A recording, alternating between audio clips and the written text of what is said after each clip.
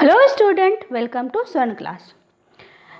Today we will going to study about agriculture chapter number 4 of your geography. आज हम लोग एक new chapter start करने वाले हैं जो है chapter 4 and that is agriculture. हम लोगों को पता है कि सीबीएसई पिछले दिनों अपना सारा सिलेबस रिड्यूस कर दिया है, तो चैप्टर नंबर 2 आप लोगों के नहीं आ रहे हैं एंड चैप्टर नंबर 3 से बस मैप वर्क आ रहा है। तो इसीलिए हम लोग डायरेक्टली अब क्या करेंगे, चैप्टर 4 को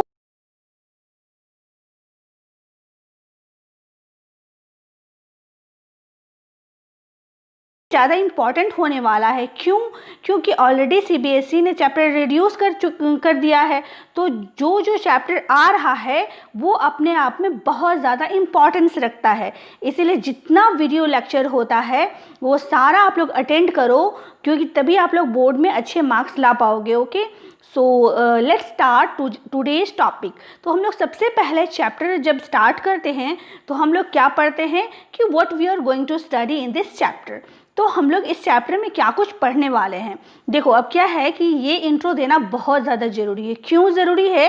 क्योंकि हम लोग चैप्टर तो स्टार्ट कर दिए हैं, अब हमें ये पता ही नहीं होगा कि हम लोग क्या कुछ पढ़ेंगे, कि कौन सा टॉपिक हमें कवर करना है एंड टॉपिक में क्या क्या सब टॉपिक्स होंगे। ये सब सारा अगर हम लोगों को नहीं पता होगा तो हम लोग चैप्टर को नहीं समझ पाएंगे। सो इसीलिए जब भी हम लोग कोई चैप्टर स्टार्ट करें तो सबसे पहले उसका इंट्रो को देखना बहुत ज़रूरी है। So let's start.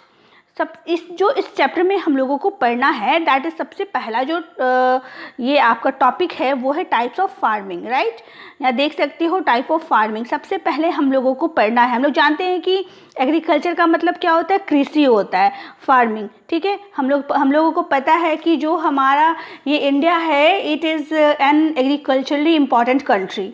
राइट, ये हमारा इंडिया एग्रीकल्चरली बहुत इंपॉर्टेंट कंट्री है, बिकॉज हम लोग एज ओल्ड से ही हमारा ये इकोनॉमिक एक्टिविटी रहा है। मतलब हम लोग बहुत ही पहले से ही इसी एक्टिविटी को अपनाए हुए हैं फॉर इकोनॉमिक ग्रोथ। ठीक है, तो हमें पता है कि एग्रीकल्चर मतलब क्या होता है, कृषि होती है। राइट, तो उसके बहुत सारे टाइप्स होते हैं, वो सारा कुछ हम लोग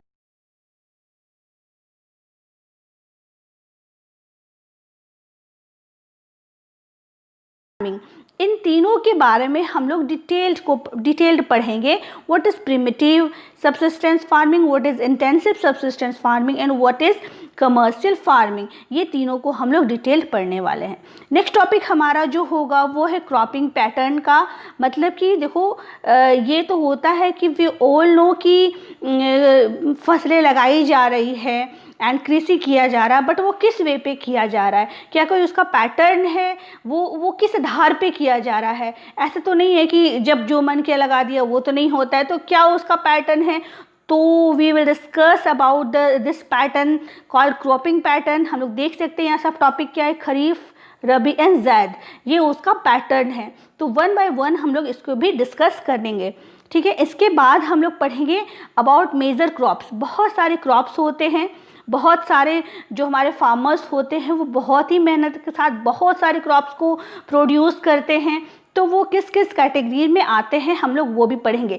मेजर क्रॉप्स पढ़ेंगे, एक टॉपिक है आप लोगों के, उसमें आते हैं वीट, राइस, मिलेट्स, मेज एंड पल्सेस।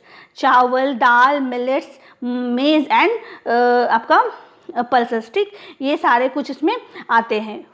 किसमें? मेजर क्रॉप्स में। मेजर क्रॉप्स मतलब वो जो मुख्य क्रॉप होता है, मुख्य फसल होता है। ठीक है, इसके बाद आता है other food crop. Major crops के अलावा भी बहुत सारे फूड क्रॉप होते हैं, फॉर जैसे कि sugar cane, oil seed, tea, coffee and horticulture crops. ये हॉर्टिकल्चर क्रॉप्स क्या होता है, तो जो भी फल फूल या फल सब्जियां वगैरह, जितने सारे वेजिटेबल्स है, जितना सारे फ्रूट्स जो हम लोग मार्केट में देखते हैं, oranges, mangoes, लीचीज, bananas, apples and whatever जो भी है, एंड जो सारे वेजिटेबल्स हम लोग देखते हैं जैसे radish, cauliflower, brinjal and etcetera जो भी सारा वेजिटेबल्स हम लोग देखते हैं, वो सब के सब किस में आ जाता है, हॉर्टिकल्चर में आ जाता है। राइट, तो ये सब किस में हुआ, अदर फूड क्रॉप्स में होता है। उसको हम लोग पढ़ेंगे, वन बाय वन डिस्कस करेंगे जब वो वाला वीडियो लेक्चर आएगा, ठीक है। इसके बाद इसके अलावा नॉन फूड क्रॉप्स भी होते हैं, यानी कि इसको क्या होता है, ये खाया नहीं जाता है, इससे कुछ और काम लिए जाते हैं। ये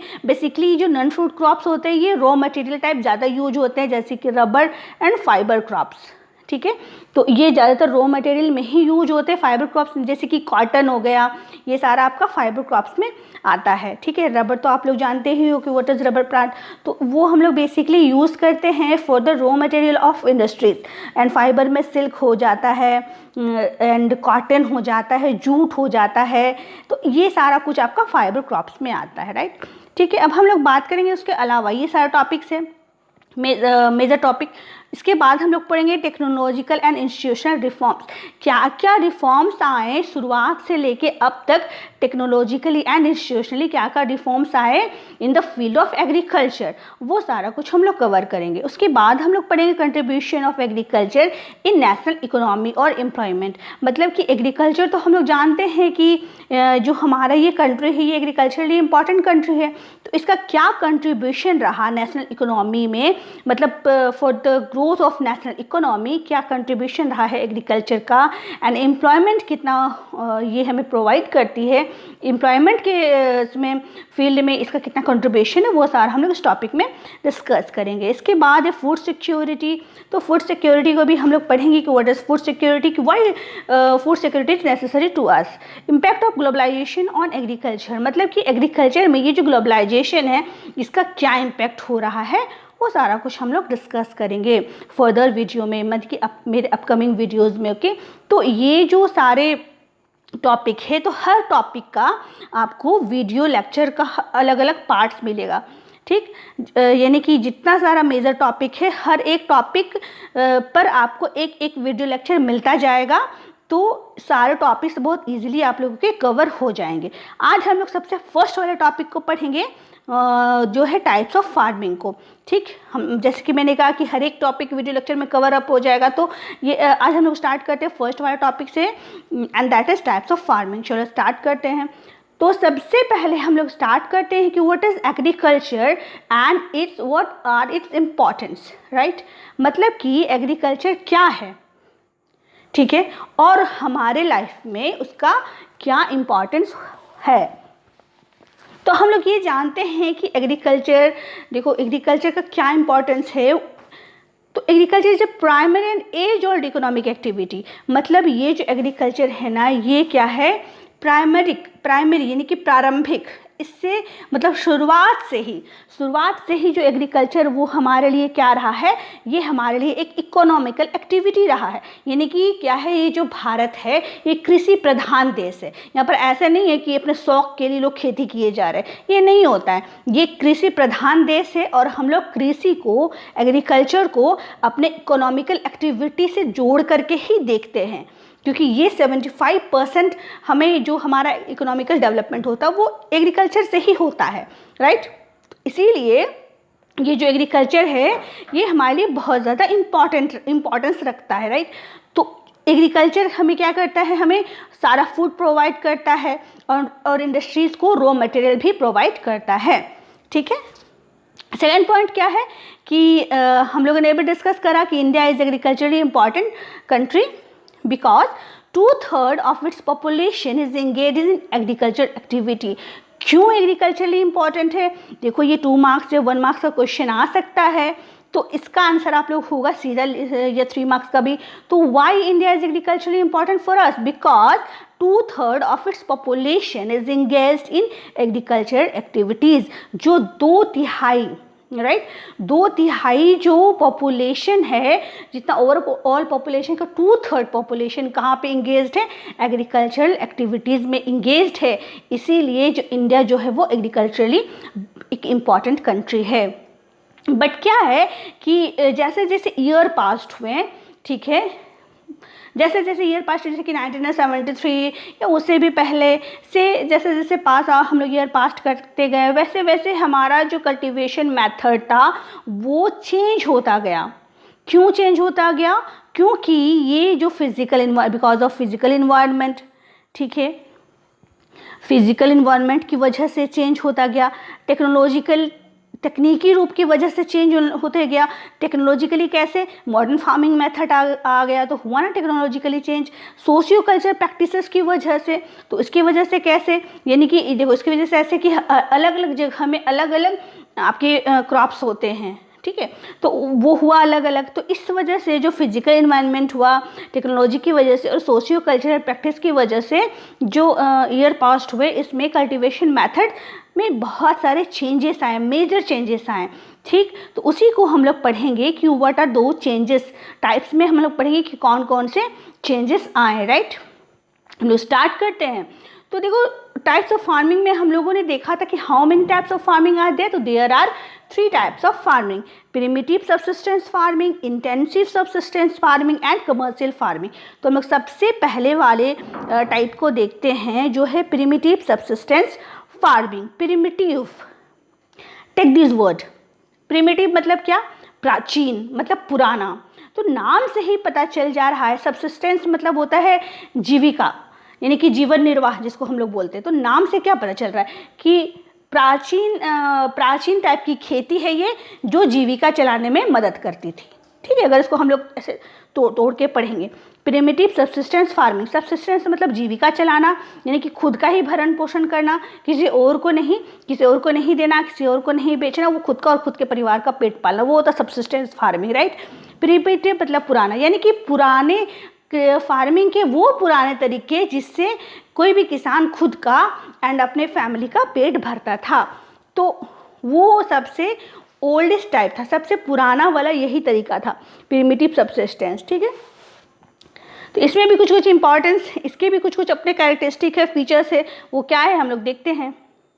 सबसे पहले क्या है कि इट इज प्रैक्टिस्ड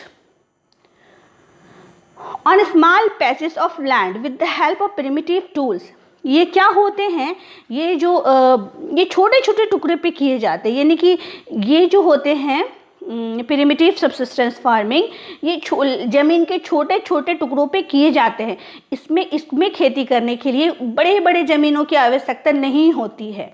ये सब जो पॉइंट है ये सब मार्क करके रखो, बिकॉज ये सारे ही फीचर्स हो सकता है आप लोग को लिखने पड़े जब बोर्ड्स में क्वेश्चन आए, तो इसलिए एक्सप्लेन कर रही हूँ, ध्यान से सुनो। तो क्या होते हैं जो प्रिमिटिव सबसिस्टेंस फार्मिंग है, ये जो है ये ज़मीन के छोटे छोटे टुकड़ों पे ही किए जाते थे with the help of primitive tools. Primitive tools मतलब कि जैसे कि हल, ठीक है, और हंसुआ जो होता था एंड कुदाली जो होता है, एंड इस तरह से करके बहुत सारे आपके प्रिमिटिव टूल्स होते हैं जो पहले के ज़माने में यूज किए जाते थे। अब क्या है, हल के बदले ट्रैक्टर आ गया है ना, ठीक है, हंसुआ के बदले थ्रेशिंग मशीन आ गई है, तो ये अब के ज़माने के हैं, राइट। तो इसमें क्या होते थे जो प्रिमिटिव सबसिस्टेंस एग्रीकल्चर थे, तो इसमें पहले के ज़माने वाले टूल्स यूज़ हुआ करते थे। तो पहले के ज़माने वाला टूल जो होता था वो कितना ज़्यादा खेती करेगा, ऑब्वियसली नहीं करेगा, तो ये छोटे छोटे ज़मीन में ही खेती करा जाता था। फैमिली और community labour produce foods for self consumption. इसमें क्या होते थे, किसी और को नहीं देना है, किसान खुद खाता था, वो खुद अपना छोटा सा ज़मीन होता था उसका, वो खुद ही मेहनत करता तो खुद ही खाता था, इतना ही सा उसमें प्रोड्यूस ही होता था। ये नहीं था कि वो स्वार्थी था या सेल्फिश था इसलिए दे रहा है, ऐसा नहीं है। वो उसका प्रोडक्शन ही इतना होता था कि वो बस खुद खाए और खुद के फैमिली का पेट भरे, ठीक है। तो बस ये जो फूड प्रोड्यूस होता था ये प्रिमिटिव सबसिस्टेंस फार्मिंग से, ये बस सेल्फ कंजप्शन के लिए ही हुआ करता था। And farming depends upon monsoon and natural fertility. तो जो खेती होती थी वो मॉनसून के ऊपर डिपेंड्स होती थी, यानी कि कोई ट्यूबवेल नहीं, कोई पंप सेट नहीं, कुछ नहीं, ठीक है। कोई मतलब आपके जो अभी के टाइम होता है ना, पंप होता है, ट्यूबवेल होता है, लेक्स होते हैं एंड मतलब कैनल्स होते हैं, तो ये सबसे भी इरिगेशन किया जाता है। तो वो चीज़ नहीं था पहले, बस किसान क्या करते थे, बारिश पे ही निर्भर रहते थे। अच्छी बारिश हुई तो फसल बहुत अच्छा हुआ, नहीं हुई तो फसल बेकार हो गया, क्योंकि कुछ था ही नहीं साधन, कुछ है ही नहीं साधन होता था, कुछ नहीं होता है। तो ये था, मैं नहीं बोल सकते, ये अभी भी चल रहा है, ठीक है। ऐसा नहीं सोचना है कि ये पहले होता था अब नहीं होता, नहीं, ये अभी भी होता है। बहुत सारे ईस्ट साइड में, नॉर्थ ईस्ट साइड में बहुत सारे ऐसे आपके विलेजेस मिल जाएंगे आपको जो अभी तक ऐसे ही खेती कर रहे हैं, प्रिमिटिव टाइप से ही खेती किए जा रहे हैं। ठीक है, मैं पर्टिकुलर जगह तो नहीं बताना चाहिए, बिहार, झारखंड, यूपी, ये यूपी तो नहीं बोलेंगे, तो मतलब इस टाइप में जो लोग होते हैं ना, अभी भी अगर किसानों से जाके पूछो तो वो लोग नहीं जानते हैं कि व्हाट इज़ थ्रेसिंग मशीन। ठीक, वो लोग नहीं जानते हैं what is modern farming technique. कभी उन लोगों ने यूज़ नहीं किया HYV सीड्स वगैरह या फर्टिलाइजर्स वगैरह। तो अभी भी वो लोग वही गोबर से ही खाद डालते हैं, जैसे यहाँ लिखा नेचुरल फर्टिलिटी, तो वही होता है नेचुरल फर्टिलिटी, गोबर वाले खाद, एंड पत्तों को सड़ा के जो बनाया जाता है बस वही खाद वो लोग यूज करते हैं अभी भी, और मॉनसून पे ही डिपेंडेंट है। ये कभी भी पेपर में न्यूज़ पढ़े होंगे कि इस साल बहुत सूखा पड़ा, सूखा घोषित हो गया। तो क्यों घोषित होता है? अगर उसके पास अगर वो नेचुरल तरीके से ही डिपेंड नहीं होते तो फिर नहीं होता, बट नेचुरल से ही डिपेंड होते हैं तो वो हो जाता है, राइट। ठीक है, इसके बाद हम लोग पढ़ेंगे it is a slash and burn agriculture. इसको क्या बोला जाता है? स्लैश एंड बर्न एग्रीकल्चर भी बोला जाता है। क्यों? क्योंकि ये जो इसमें खेती होती थी प्रिमिटिव में, ये क्या होता था कि जंगलों को एक किसान लोग जंगलों की एक पर्टिकुलर एरिया लेते थे एंड उसको पहले साफ़ करते थे। ठीक है, उसके बाद उसको जला देते थे और जो वहाँ की जो राख होती थी उस पर वो लोग खेती करते थे। तो ये होता था। ठीक है, इसलिए उसको स्लैश एंड बर्न कहा जाता। फिर वो जगह खेती कर लेते थे, इसके बाद खेती करने के बाद क्या करते थे, फिर दूसरे जगह में चले जाते थे एंड उसके बाद फिर वही प्रोसेस करते थे। तो इस तरह से करके वो लोग अलग अलग जगहों में जा के इसको किए, इसीलिए डिफरेंट पार्ट में डिफरेंट नेम से जाना जाता है। नॉर्थ ईस्टर्न स्टेट में झूमिंग के नाम से जाना जाता है, एंड कहाँ क्या और जाना जाता है ये आप लोग ही हमें कमेंट सेक्शन में बताओगे, राइट। नेक्स्ट हम लोग चलते हैं इंटेंसिव सब्सिस्टेंस फार्मिंग है। What is intensive subsistence farming? तो ये जो होता है ये लेबर इंटेंसिव फार्मिंग होते हैं। इसमें क्या होते हैं, ये बहुत हाई पॉपुलेशन जो वहाँ पे प्रैक्टिस किया जाता है, जहाँ पे बहुत ज़्यादा हाई पॉपुलेशन होता है, जैसे कि हरियाणा, पंजाब, वेस्टर्न यूपी, वेस्ट बंगाल, तमिलनाडु, केरला और coastal area of Andhra Pradesh. ये सारे जगहों में ये इंटेंसिव सब्सिस्टेंस फार्मिंग को किया जाता है। देखो ये कोई बहुत बड़ी बात नहीं है इंटेंसिव, ये क्या है, ये भी बस वही चीज़ है, बस इसमें मॉडर्न टेक्निक यूज़ होती है फॉर द फार्मिंग एंड इसमें लैंड एरिया भी ज़्यादा होता है, लेकिन ये भी सिर्फ अपने ही रहने खाने के लिए होता है, अपने ही खुद के लिए ही होता है। ये भी व्यापार करने के लिए नहीं होता है, इसको भी एक्सपोर्ट नहीं करते लोग, ये भी खुद ही के लिए ही रखते हैं। जो फार्मर होते हैं ना वो अपने लिए ही रखते हैं, अपने फैमिली के लिए ही रखते हैं सब इंटेंसिव सब्सिस्टेंस में भी। बट डिफरेंसेस क्या है कि वो जो है वो तो प्रिमिटिव तरीके से हो रहा है, बट ये मॉडर्न टेक्निक से हो रहा है, बस यही डिफरेंसेस है। एंड इसमें लैंड एरिया भी ज़्यादा होती है। ठीक है, तो ये डिफरेंसेस है। इसमें लेबर भी इसमें काम करते हैं। तो वो वाले प्राचीन जो प्रिमिटिव था उसमें लेबर तो काम नहीं करते थे, वो खुद से ही फार्मर उसकी फैमिली वर्क करती थी, क्योंकि छोटे छोटे ज़मीन होता था। इसमें ज़मीन एरिया बड़ा होता है तो लेबर की ज़रूरत होती है, सिंपल सी बात है। तो क्यों ऐसा हुआ? क्योंकि देखो जो हाई पॉपुलेशन एरिया में ये कैसे हुआ, इसका भी एक रीज़न है, इसी तरह से नहीं हो गया, वो हाई पॉपुलेशन हो गया। क्या हुआ था, राइट ऑफ इनहेरिटेंस, देखो यहाँ right of inheritance leads to division of land. जैसे कि वो बढ़ा ना, आपके पॉपुलेशन बढ़ने के बाद क्या हो गया कि उत्तराधिकारी भी बढ़ने लगा ना। जैसे कि अगर पिता है तो उसका 4 बेटा, तो अब उसको चारों बेटों में ज़मीन डिवाइड करना पड़ा, तो इस तरह से करके ज़मीन तो बट गई। तो जिसको छोटा छोटा हिस्सा मिला, तो अब क्या है, उसको वो पूरा ताकत लगा देगा, सब कुछ उसमें लगा देगा, मॉडर्न फार्मिंग का हर टेक्निक लगा देगा ताकि उसमें अच्छा मैक्सिमम प्रोडक्शन हो। समझ रहे हो? तो बस यही हुआ। क्या हुआ कि जो राइट ऑफ इनहेरिटेंस है, जो उत्तराधिकारी का जो अधिकार है, भू स्वामित्व का जो विरासत का अधिकार जो है, उसमें पीढ़ी दर पीढ़ी जमीन दिए जा रहा है, बाप दे रहा है बेटा को, फिर उसका बेटा हुए जा रहा है। तो उसकी वजह से ज़मीन के छोटे छोटे बहुत सारे टुकड़े बट गए एंड उसके बाद क्या हुआ, उसमें ज़्यादा उपज प्राप्त करने के लिए लोग उसको ज़बरदस्ती से क्या करने लगे, उसको high dosage of biochemical input and irrigation uses for high production, मतलब उसमें बहुत ज़्यादा, ताकि ज़्यादा से ज़्यादा उसको क्या मिले, ज़्यादा से ज़्यादा लाभ मिले। ठीक है, तो उसमें बहुत ही ज़्यादा मतलब आप ये यूज़ होने लगा, ज़्यादा फर्टिलाइजर्स यूज होने लगे, ज़्यादा ओवर इरिगेशन मेथड्स यूज़ होने लगे। ताकि क्यों होने लगे, क्योंकि उन लोगों को लगने लगा कि जितना ज़्यादा हम करेंगे उतना ज़्यादा मेरी पैदावार बढ़ेगी, राइट। तो इसकी वजह से क्या है, जो कभी कभी ये हाई प्रोडक्शन तो होता ही है, तो कभी कभी क्या भी होता है कि कभी कभी फसल बर्बाद भी हो जाते हैं। तो देखोगे कि mostly Punjab, Haryana, western UP, ये सब जगहों में ही मॉडर्न टेक्निक से फार्मिंग हो रही है, क्योंकि वहाँ पे इंटेंसिव सब्सिस्टेंस फार्मिंग होती है, ठीक है। तो वहाँ पे क्या हो रही है, ये सब जो जगह है, तो वहाँ पे मॉडर्न फार्मिंग यूज़ होती है, मॉडर्न टेक्निक यूज़ होती है फार्मिंग की। मॉडर्न टेक्निक में आपका HYB सीड्स आ जाता है, इरिगेशन के बहुत सारे मेथड्स यूज़ करते हैं वो लोग, फिर बहुत सारे टूल्स, न्यू मेथड्स के टूल्स यूज़ करते हैं वो लोग, और उनकी जो खेती होती है वो बहुत अच्छी होती है। More than 1 crops grow annually, यानी कि एक साल में एक से ज़्यादा क्रॉप फसल जो है वो उपज जाता है, यानी कि वो एक ही बार में राइस भी बो देते हैं, फिर राइस को हटा करके फिर मेज़ भी लगा देंगे उसमें, फिर बीच बीच में तरबूजा, खरबूजा, आलू वगैरह रोपते रहते हैं। तो इस तरह से क्या है कि एक से ज़्यादा क्रॉप क्या हो जाते हैं, एक साल में उन लोग के हो जाते हैं, राइट। तो इस और क्या है, intensive subsistence farming practice in densely populated region. कहाँ पे होता है, जहाँ पे बहुत ज़्यादा डेंसली पॉपुलेशन एरिया होता है। बेसिकली इसमें राइस इसका प्राइमरी क्रॉप है, लेकिन इसके अलावा वीट भी होता है, मेज़ भी होते हैं, मिलेट्स भी होते हैं, पल्सेस, दाल वगैरह सारा कुछ होता है।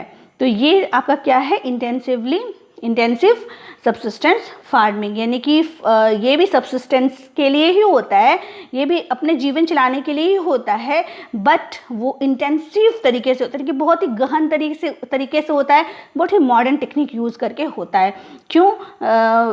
For high production. Okay, next है कमर्शियल फार्मिंग। तो नाम से ही पता चल रहा है ये कमर्शियल फार्मिंग क्या होता है, तो ये पूरी तरह से बस व्यापार के लिए ही होता है। ये होते ही हैं ताकि इसको एक्सपोर्ट किया जा सके, ठीक है। तो एक्सपोर्ट करना ही है, तो इसमें बहुत मतलब हाई लेवल के सारा कुछ यूज़ होते हैं इसमें, जैसे कि high yielding variety of seeds use होते हैं, केमिकल फर्टिलाइजर्स यूज़ होते हैं, फिर इंसेक्टिसाइड, पेस्टिसाइड्स वगैरह यूज़ होते हैं। मतलब इसका सब कुछ जो इरिगेशन मेथड्स होता है, ये देख सकते हो कितना हाई लेवल का इरिगेशन मेथड्स यूज़ हो रहा है। मतलब इसमें सब कुछ बहुत हाई लेवल का यूज़ होता है। क्यों? क्योंकि ये कमर्शियल पर्पज़ से ही बनाया गया। कमर्शियल मतलब व्यापार करने के पर्पज़ से ही इसको उगाया जाता है, ठीक है। ये मतलब खुद खाने के लिए नहीं होता, ये जो हम लोग खाते हैं ना, चावल दाल, ये जो मार्केट में एक्सपोर्ट होता है, वही इसीलिए ही वो उगाया ही जाता है, यही पर्पस है। तो थोड़ा मोड़ा उगाएगा तो एक्सपोर्ट तो कर नहीं पाएगा, सबको तो दे नहीं पाएगा, इसीलिए बस ये जो खेती होती है ये पूरी तरह से मॉडर्न इनपुट से होती है, ठीक है। ये कोई अकेले की बस की बात नहीं होती है, ये इसमें लेबर हायर किए जाते हैं, मॉडर्न टेक्निक यूज़ किए जाते हैं, एंड जो भी मॉडर्न मशीन्स होते हैं वो सारा कुछ इसमें यूज किए जाते हैं to fulfil the food needs of country. यानी कि जो कंट्री के जो इकोनॉमिक कंट्री के जो बेसिकली जो एग्रीकल्चरल नीड्स होती है ना, वो सारा कुछ पूरा करने के लिए कमर्शियल फार्मिंग ही यूज़ होती है। तो ये कमर्शियल फार्मिंग की एक और फीचर है कि it is varies from one region to another. ये अलग अलग रीजन में अलग अलग तरह से होती है। कहीं पर राइस होती है, तो कहीं पर वीट्स होते हैं, कहीं पर मेज़ होते हैं। एंड इसके अलावा क्या होता है, स्टेट्स में भी वेरीज करती है। जैसे कि पंजाब और हरियाणा में राइस बहुत ज़्यादा होता है, तो वहाँ वो लोग कमर्शियल फार्मिंग कर देते हैं राइस का। लेकिन उड़ीसा में राइस कम होता है, तो इसीलिए वो लोग अपने इंटेंसिव सब्सिस्टेंस तक ही सीमित रखते हैं। देखो इस तरह से अलग अलग भी हो सकता है, ठीक है। जहाँ पर राइस और वीट की फसल बहुत ज़्यादा हुई, तो वहाँ पे लोग क्या है उसको कमर्शियल फार्मिंग में डाल सकते हैं। लेकिन जहाँ पर पर्टिकुलर क्रॉप्स की फसल कम हुई, जैसे उड़ीसा में राइस ना के बराबर होता है, तो वो लोग क्या करते हैं, उसको कमर्शियल तो कर नहीं सकते, इसलिए इंटेंसिव में रखते हैं उसको, ठीक है। In this type of farming single crop grown over large area known as plantation. इस टाइप की फार्मिंग में क्या होता है, एक सिंगल क्रॉप भी उपजाया जाता है एक बड़े से एरिया में, देख सकते हो, ठीक। सिंगल क्रॉप भी उपजाया जाता है एक बड़े से एरिया में, और उसको क्या बोला जाता है, प्लांटेशन बोला जाता है। तो ये जो प्लांटेशन होते हैं इसमें बहुत सारे, जैसे कि जो प्लांटेशन होता है इसमें आपके शुगर केन, टी, कॉफ़ी, और फिर आपके वो रबर, पूरा प्लांट्स वो लगाए जाते हैं। तो वो सब मतलब कि ये सब जो होता है ना प्लांटेशन, एक ही क्रॉप होता है, पूरा लार्ज एरिया में लगा दिया जाता है। यानी कि जो भी बेसिकली ये रॉ मटेरियल होता है, ठीक, याद रखना। जो प्लांटेशन के लिए जो ये प्लांटेशन जो होता है ना, ये रॉ मटेरियल होता है फॉर इंडस्ट्रीज़, ठीक है, ये खाने वाला नहीं होता है, ये रॉ मटेरियल के यूज़ में। जैसे कि शुगर केन से चीनी बनती है ना, शुगर बनती है फैक्ट्रीज में जाके, तो हुआ रॉ मटेरियल। कॉटन से तो क्लोथ्स बनते हैं, एंड उस तरह से टी से तो चाय पत्ती बनती है, कॉफ़ी से तो कॉफ़ी बनती है, बीवरेज बनता है, वो आप जानते हो। तो इस तरह से क्या है, रबर से भी का भी यूज़ आप लोग जानते हो। तो मेडिसिनल प्लांट्स भी इसमें इंक्लूडेड है। तो कहने का मतलब है कि ये एक ही क्रॉप्स को पूरे लार्ज एरिया में लगा दिया जाता है, और जो प्लांटेशन होता है ये बेसिकली आपके इंडस्ट्रियल यूज़ होते हैं for the as a raw material, ठीक है। तो ये जो प्लांटेशन होते हैं ये क्या करते हैं, it is an interface of agriculture and industry. मतलब ये प्लांटेशन एक इंटरफेस की तरह काम करते हैं। इंटरफेस मतलब मध्यस्थता। ये एग्रीकल्चर है और ये इंडस्ट्रीज़ है, तो ये यहाँ इसको जोड़ता है प्लांटेशन। कैसे जोड़ता है, एग्रीकल्चर में कॉटन उपजता है रॉ मटेरियल, ये इंडस्ट्री में जाता है क्लॉथ बनने के लिए। तो कौन सा क्रॉप काम आया, प्लांटेशन कहीं ना काम आया। तो ये प्लांटेशन क्या है, you work as a interface between किसके एग्रीकल्चर एंड इंडस्ट्रीज के बीच में। It cover large tracts of land, ये बहुत बड़े एरिया में ज़मीन कवर करता है। यूजिंग कैपिटल इंटेंसिव इनपुट, जो इसमें जो भी लगता है, जो भी इसमें यूज़ होता है वो बहुत ही मॉडिफाइड रहते हैं, ठीक है, बहुत ही मॉडिफाइड इसमें वो जो इनपुट्स यूज़ होते हैं वो बहुत ही मॉडिफाइड होते हैं। और इसमें जो कैपिटल यूज़ होते हैं बहुत ज़्यादा, मतलब कैपिटल मतलब स्टेट वाला कैपिटल नहीं, कैपिटल मतलब पैसा। जो पैसा यूज़ होते हैं वो बहुत बड़ी संख्या, मतलब बहुत ज़्यादा पैसा इसमें यूज़ होता है। तो वो कोई पर्टिकुलर एक आदमी नहीं कर सकता, उसको इंडस्ट्रीज़ को मिलके वो मतलब करना पड़ता है। तो क्या होते हैं, बहुत ज़्यादा पैसे लगते हैं with the help of migrant labour, मतलब कि लेबर की सहायता से की जाती है। तो 3-4 चीज़ इसमें इंपॉर्टेंट है, जैसे कि कैपिटल बहुत ज़्यादा इंपॉर्टेंट है, बहुत बड़ा ज़मीन होना चाहिए, आपके पास बहुत सारे पैसे होने चाहिए इसको करने के लिए, और बहुत सारे लेबर भी आपके पास होना चाहिए, तभी आप लोग कमर्शियल फार्मिंग कर सकते हो, right. Well developed network and communication connecting the plantation area, जो इसमें एक नेटवर्क होता है जो क्या करते हैं, जो मार्केट होते हैं एंड ट्रांसपोर्टेशन, ये सब आपस में कनेक्ट करते हैं ये सबको। क्योंकि यहाँ पे ऐसा थोड़ी कि बस वो फसल लगा दिए एंड उसको तो बस उसको क्या करना होता है, वो फसल को लगाएं, उसके बाद उसको जब वो तैयार हो गया तो उसको ट्रांसपोर्टेशन की सहायता से मार्केट में लेके गए। तो ये सब का आपस में वेल डेवलप्ड नेटवर्क होना चाहिए, कनेक्टिविटी आपस में स्ट्रांग होना चाहिए, तभी तो ये सारी चीज़ें होंगी। समझ रहे हो ना, ये सब चीज़ आपके अंडर में होना चाहिए। ट्रांसपोर्टेशन फैसिलिटीज़ आपके अंडर में होनी चाहिए, मार्केटिंग की सारी नॉलेज फैसिलिटीज़ आपके अंडर में होनी चाहिए, तब ये सब सारा जो ये जो आपका है कमर्शियल फार्मिंग, तब वो वर्क करेगी। क्योंकि हम लोग अगर फसल, ठीक है, बहुत बड़ा एरिया है हमारा, फसल बो दिए, अब उसको ना हमारा ट्रांसपोर्टेशन से कनेक्टिविटी है ना ही मार्केटिंग से, तो ये नहीं चलेगा ना। तो क्योंकि इसके लिए हमें बहुत सारे अमाउंट लग रहे हैं, कैपिटल हम लोगों ने पढ़ा ना, बहुत सारे कम कैपिटल लग रहे हैं, बहुत बड़ा सा एरिया लग रहा है, बहुत मॉडर्न इनपुट यूज़ हो रहे हैं, लेबर्स यूज़ हो रहे हैं। तो इसीलिए अब हमें क्या करा जाता है, इसमें मार्केटिंग एरिया से, ट्रांसपोर्टेशन से बहुत अच्छा नेटवर्क बना के रखना होता है, तभी ये जो सारा प्रोड्यूस है जो भी होता है वो मार्केट एरिया तक आता है एंड फिर देन वो हम लोगों तक पहुंचता है, राइट। तो हम लोगों ने पढ़ा आज क्या क्या टाइप्स ऑफ फार्मिंग पढ़े हैं, किस तरह से प्रिमिटिव प्राचीन तरीके से खेती की जाती है जो सिर्फ अपने लिए होता है एंड वो ज़मीन के छोटे छोटे हिस्सों में की जाती है with the help of primitive tools. Intensive मतलब भी अपने लिए ही वो भी किया जाता है, बट वो क्या होता है, वो उसको मॉडर्न टेक्निक यूज़ करके उसको किया जाता है वो फार्मिंग को, ठीक है। उसमें फ़ायदा भी होता है, एक से ज़्यादा क्रॉप उपजते हैं एक ही ज़मीन में, एंड और भी बहुत सारे उसके फ़ायदे होते हैं, यानी कि किसान का परिवार अच्छे से उसमें पल जाता है। थर्ड होता है कमर्शियल फार्मिंग, ये तो टोटली एक्सपोर्टेशन के लिए ही बनाया जाता है, व्यापार के लिए ही इसको उगाया जाता है, और इसमें पूरे मॉडर्न इनपुट्स यूज़ होते हैं, HYB seeds, chemical fertiliser, insecticide, pesticide, ये सारा कुछ इसमें यूज़ होते हैं। बहुत ज़्यादा अमाउंट में पैसा लगता है, बहुत बड़े एकड़ ज़मीन चाहिए होते हैं इसमें, और बहुत सारे लेबर्स भी चाहिए होते हैं। और इसमें क्या होता है, एक सिंगल क्रॉप भी उगाया जाता है, इसको प्लांटेशन के नाम से जाना जाता है। प्लांटेशन कैसे वर्क करता है, as interface between agriculture and industry, ये इस तरह से वर्क करता है। तो आई होप ये जो टाइप्स हम लोगों ने पढ़ा ये पूरा आप लोगों को समझ आ गया होगा, है ना, क्योंकि इजी तरीके में मैंने बताया एंड हिंदी से एक्सप्लेन किया, तो ये आप लोगों को बहुत अच्छी तरह से अब आई होप समझ में आ गया होगा। जो हमारा नेक्स्ट टॉपिक होगा वो क्रॉपिंग पैटर्न पे होगा, खरीफ, रबी एंड ज़ैद को हम लोग भी उसमें भी इसी तरह से ठीक 1 by 1 करके एक्सप्लेन करके समझेंगे। So if you like my channel then subscribe it. Thank you for watching.